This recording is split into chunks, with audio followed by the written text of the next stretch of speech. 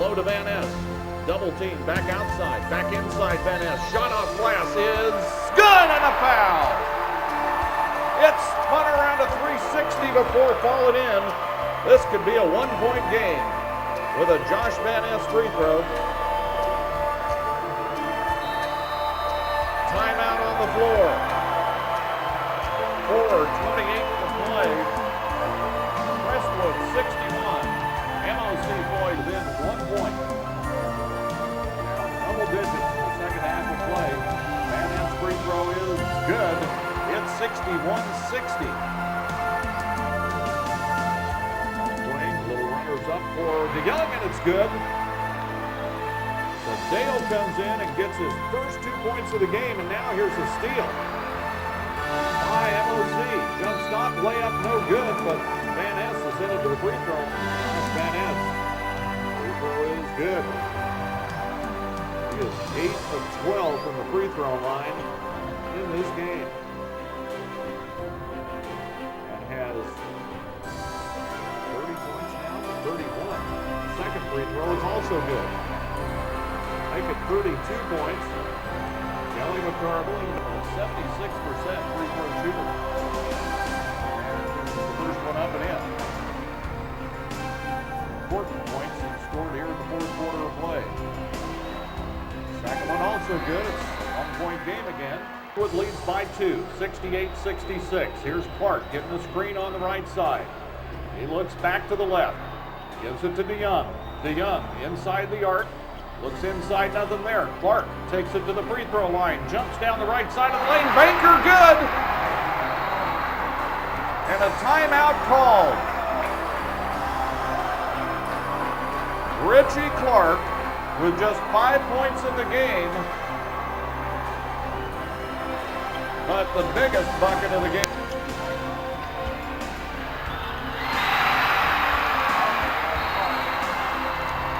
The inbounds toss. Picked up by Kyle McCarville. He'll launch one from half court at the buzzer that's no good, and we are going to overtime. Tied at the end of regulation. Tie it. Could give them the lead. The first free throw good to tie it. Second free throw is good, and it's a 1-point lead for MOC. Now Crestwood with the basketball. Throw to front court. Second free throw is good. He spins that one in. Nate Jansen makes 1 of 2 despite playing with 4 fouls. Lob to the low post. That's Van Ness. Layup's no good. Got his own rebound. Put it up. Blocked. But it goes in and a foul. He muscled that one in. And he has a chance to tie the ball game with 1:50. It's no good. Weak side rebound. Tip. And finally, Dale DeYoung controls. Crestwood with a 1-point lead. DeYoung pulls up, 15-footer. Got it! 1-point lead for the Dutch. With 90 seconds to play in overtime. He goes for Liebenhagen. Backdoor pass. Stolen! MOC has the basketball. And a foul in backcourt on Alex Wilhelm, putting Dale DeYoung at the free throw line to shoot 2.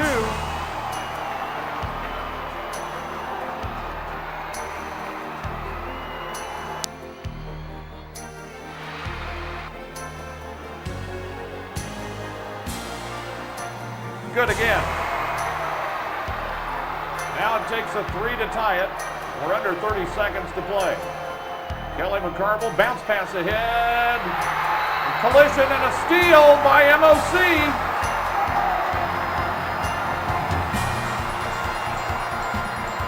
And a foul on Crestwood, putting Josh Van Ness at the free throw line. He's got a chance to put this game away. But Van Ness, first of 2 free throws. Good. It is now a 2-possession ball game. MOC leading 78-74. It's up a 3-pointer. No good. Rebound MOC. Van Ness with 8 seconds to go is fouled again.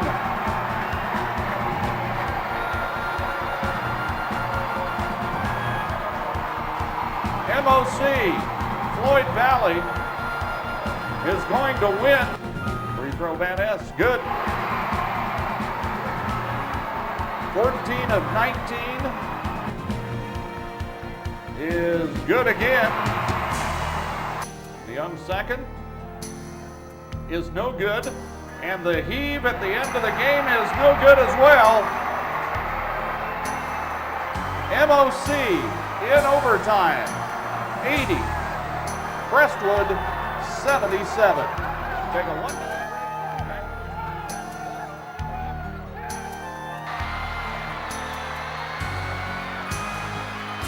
I think we're all pretty competitive, and we want to win, want to do the best job we can, and just try to keep the kids focused on the little things, the things that need to be done, and remind them who we are. And these kids have unbelievable heart, and the quality, the character, what's inside them is pretty special. I feel that much different, I guess. I don't know, still same old person, same old team, but it was a fun game. It was a fun game, fun experience throughout the whole year. Building up to this point, all the talk, all the practices, all the hard times that we went through, it was worth it. Oh, I don't think you could write a better book than that. It was great.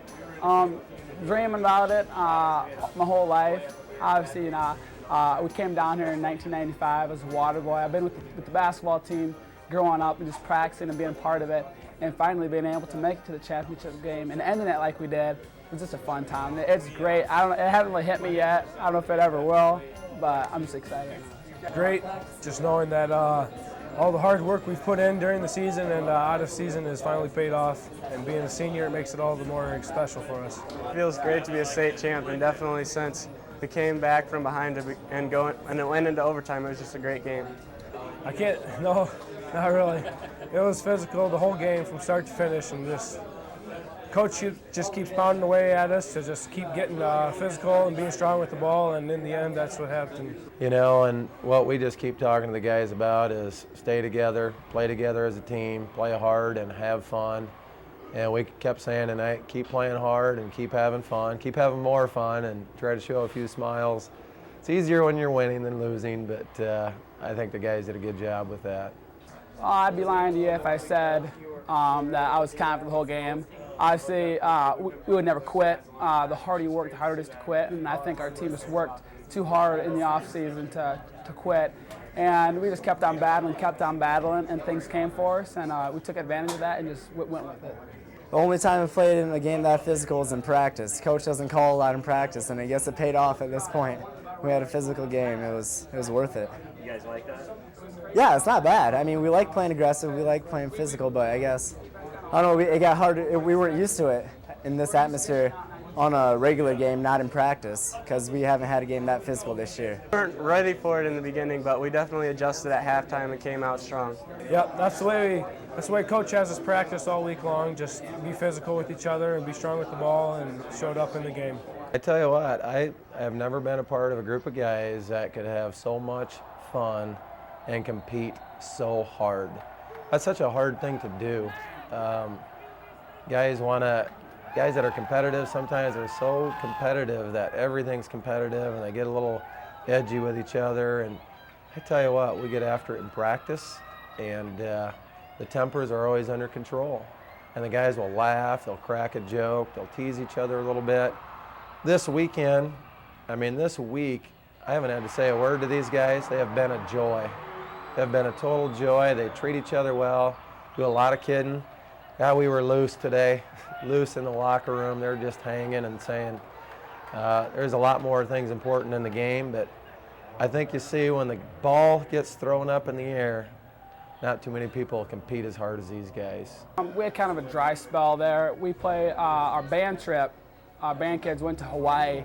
I unfortunately wasn't involved with that. I kind of make fun of them, so I didn't want to go, but they got to go to Hawaii. And when they came back, they kind of just jet-lagged, and we had other things, people being sick and stuff, and we just kind of hit a dry spell in there, and things just didn't go our way, but we turned it around, and we just kept on building and building, and our philosophy was to be the best team at the end of the season. So we've been lifting hard all season long and going hard in practice, but we weren't really concerned about those games there, but more at the end of the year. and it just kind of came through for us and worked out pretty well, I would say. Well, up till this game, preparing for this game, the first 2 games, Coach had us do almost the exact same routine as we did in '95, because he thought that'd help us out at work then, so it'd working out. But after the second game that we won, we changed it up a little bit and did it our way, just start our own tradition, because they got second in that year, and then this year we wanted to win it. So We've had a lot of good things. Our trip up here took a lot of crazy turns. Yeah, and we get together every night and share our highlights, what's going on, and we think about this as an opportunity to come together as friends, just have a good time. It's not just about basketball, it's about coming closer. And actually, before every game, we listen to the Lion King, Circle of Life. That kind of just mellows us out and gets ready for the game. And then at halftime, we eat clementines. And I don't know if you noticed, but sometimes at halftime, it's either a really close game or we're behind him sometimes, like all 3 games, I think, except for the second game. And we come out that extra boost and just go with it. So. Just don't stop believing. We never give up. We always scratch and claw to get our way back into games. I'd like to say 2 things. We've got great assistant coaches. Scott Starkweather has been a Warrior for 14 years, and without him, I wouldn't be here, and most of these kids wouldn't. He's really been the glue to our program. Galen Benass, Jade Niemeyer have been awesome, Neil Bracker, Brady Baker. And then our other coaches of our other sports, Dave Faffel, our football coach, Mark Gunderson, our baseball coach, Russ Herman, our head track coach, and Joel Bunt in there. Those guys are unbelievable men. And to work with guys like that makes my job a joy, but those guys instill so many good things into our kids. And if you'd watch us play baseball or football or run track, you would see a lot of the similar type qualities.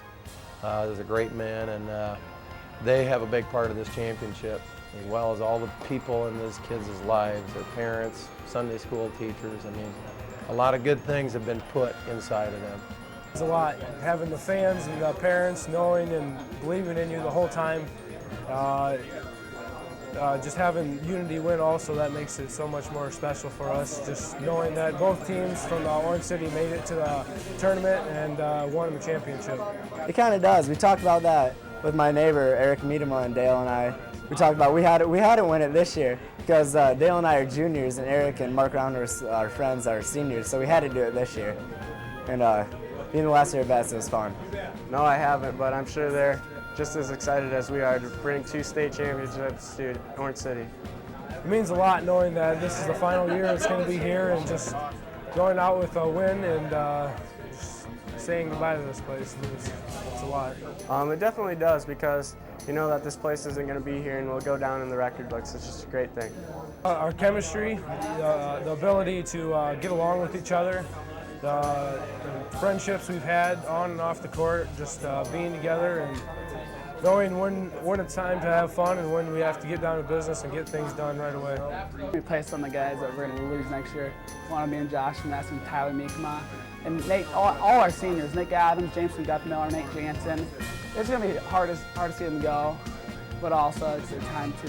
So. Well, I'm very humbled because God has blessed us with such fine young men. And we've talked about with these guys kicking a dent in history. And I'm sure you saw it with the guys that you've interviewed, that you've talked to. The dent really wasn't the state championship. It was everything from the start of the season to the state championship, all the people that we've encountered, each other as teammates. We wanted to make a positive impact on everybody. We wanted to walk around with humility, with grace, with patience and gentleness, and an unbelievable competitive spirit, and do it with joy. And these guys did it, and I think everybody that encountered us saw it.